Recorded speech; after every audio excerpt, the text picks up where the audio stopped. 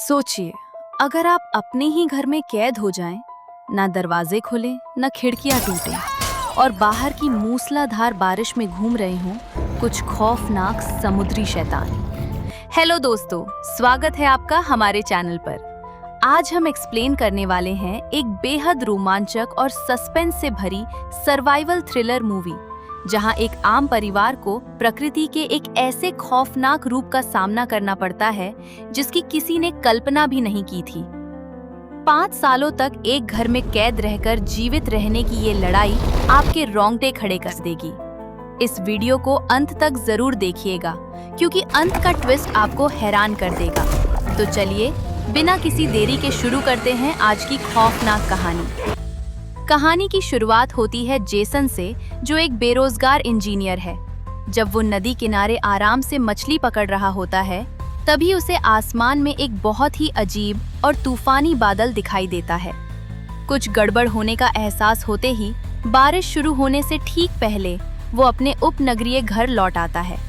घर पर उसकी पत्नी अन, उनके 2 बच्चे ग्राहम और रूथ और उनका वफादार कुत्ता कैसिडी मौजूद हैं। लेकिन जैसे ही बाहर तूफान तेज होता है, परिवार को एक खौफनाक बात का एहसास होता है। घर का एक भी दरवाजा या खिड़की नहीं खुल रही है। उनके फोन और इंटरनेट का सिग्नल पूरी तरह गायब है। जब वे खिड़की से बाहर देखते हैं तो पाते हैं कि उनके पड़ोसी भी इसी तरह अपने अपने घरों में कैद हो चुके हैं।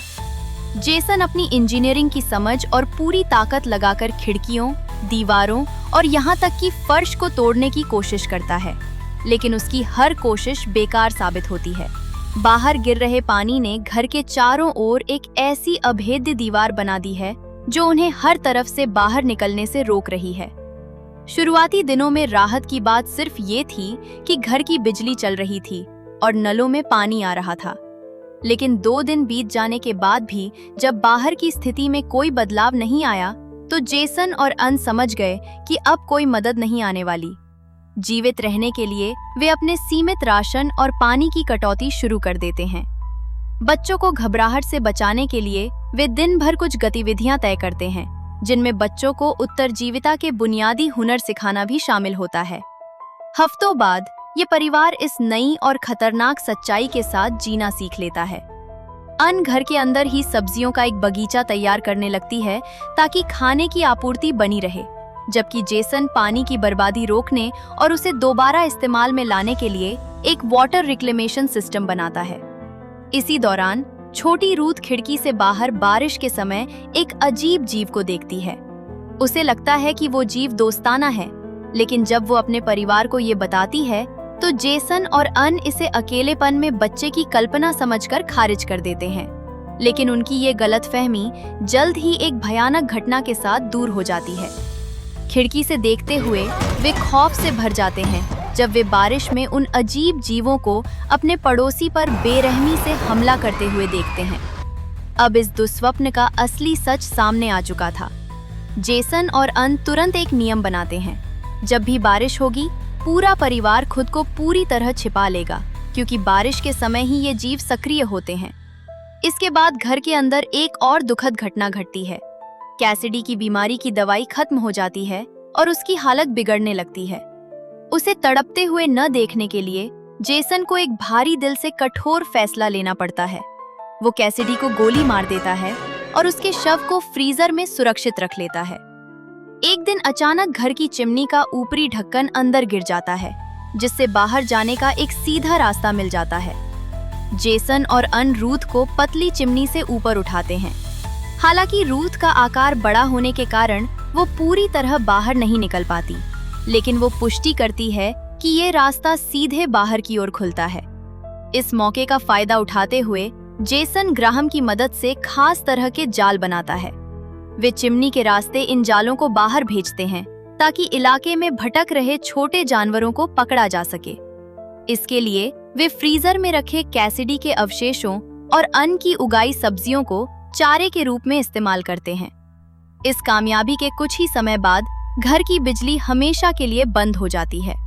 5 लंबे साल बीत जाते हैं और ये उपनगरीय घर एक किले में बदल जाता है। परिवार ने लिविंग रूम के फर्श को तोड़कर अन के बगीचे का दायरा बढ़ा लिया है। और पूरे घर में जेसन का वाटर सिस्टम फैला हुआ है। लेकिन जेसन और अन की तमाम कोशिशों के बावजूद अब बड़े हो चुके ग्राहम और रूथ मानसिक रूप से टूटने लगते हैं। उन्हें लगता है कि इस तरह 4 दीवारों में घुट घुट कर जीने का कोई मतलब नहीं है। तभी एक दिन उनकी सुरक्षा में सेंध लग जाती है। लंबे स्पर्शकों वाला और समुद्री पानी से लथपथ एक जीव किसी तरह घर के अंदर घुस आता है। परिवार खुद को छिपा लेता है और सांस रोककर उस जीव के जाने का इंतजार करता है। हालांकि वो जीव उन्हें नहीं ढूंढ पाता, लेकिन जाते जाते वो उनके सब्जियों के बगीचे और पीने के पानी के भंडार को पूरी तरह जहरीला कर जाता है। छोड़े गए सबूतों और समुद्री पानी का विश्लेषण करके रूथ एक चौंकाने वाले नतीजे पर पहुंचती है।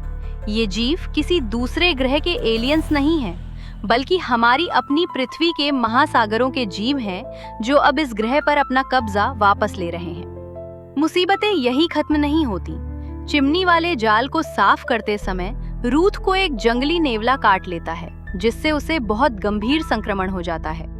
अपनी बेटी की जान बचाने के लिए बेताब जेसन घर के फर्श पर पड़ी गहरी दरारों का पीछा करता है और उसे एक नया रास्ता मिलता है।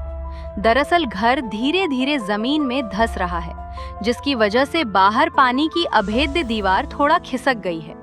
एंटीबायोटिक्स लाने के लिए अननिडर होकर सीवेज पाइपों के रास्ते रेंगती हुई अपने डेंटिस्ट पड़ोसी के घर पहुंचती है। वो दवाइयां हासिल करने में तो कामयाब हो जाती है, लेकिन वापस लौटते समय उसका सामना एक जीव से हो जाता है। अन किसी तरह अपनी जान बचाकर अंदर पहुंचती है और जेसन को मजबूरन उस रास्ते को हमेशा के लिए सील करना पड़ता है ताकि वो जीव अंदर ना आ सके। अब परिवार समझ जाता है कि जीवों को उनकी मौजूदगी का पता चल चुका है, इसलिए जेसन, अन, ग्राहम और रूथ खुद ही हथियार और नए जाल बनाते हैं ताकि वे अपनी आजादी की लड़ाई लड़ सकें। अगली बार जब बारिश होती है तो नालियों और पाइपों से पानी बड़ी तेज रफ्तार के साथ घर के अंदर भरने लगता है, जिससे पूरे परिवार को भागकर अटारी में शरण लेनी पड़ती है। एक खतरनाक जीव उनका पीछा करते हुए अटारी में घुस आता है, लेकिन परिवार की पहले से की गई तैयारी रंग लाती है। वे उस जीव को अपने जाल में फंसाकर पस्त कर देते हैं। जेसन उस जीव को खत्म करने के लिए अपना हथियार उठाता है, लेकिन रूथ अपने पिता से उस जीव को न मारने की भीख मांगती है। जेसन रूथ की बात मान लेता है और उस जीव को जीवित छोड़ देता है। दया की ये भावना सब कुछ बदल देती है। उस जीव को एहसास होता है कि उन्होंने उसकी जान बख्श दी है। वो जीव घर के उस मुख्य दरवाजे को खोल देता है जो 5 सालों से बंद था। दरवाजे पर खड़े होकर वो अपनी आवाज में बाहर मौजूद अन्य जीवों को संदेश देता है कि वे इस परिवार को नुकसान न पहुंचाएं। जीवों के जाने के साथ ही भारी बारिश थम जाती है और बाहर की डूबी हुई नई दुनिया सामने आती है।